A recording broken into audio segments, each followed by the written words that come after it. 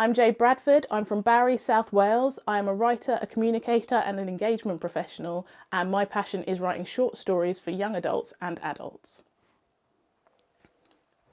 I waited outside the shop for 25 minutes, the back in 5 sign mocking me from the other side of the glass. I'd made the mistake of perching at the bus stop, and 2 bus drivers slowed for me, and then got annoyed when I didn't get on, as though something about my demeanour screamed, "I need to get on a bus," even though I didn't flag them down. By the 20th minute, a small crowd had gathered at the door, and an older woman approached me. "Why is it closed? Don't you work here?" "I'm just a Saturday girl," I said, and then I wondered why I'd chosen to use such weird reductionist language to describe myself.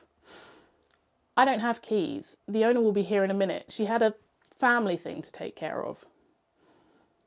I didn't know that to be true. Glenda had a mobile phone, but she never took it anywhere, and she hated feeling harassed, which is basically how she explained her aggressive response every time someone asked her an incredibly reasonable question. So I tried to use my initiative as much as possible, which basically meant just panicking that I was doing the wrong thing, whilst being afraid to ask what the right thing was.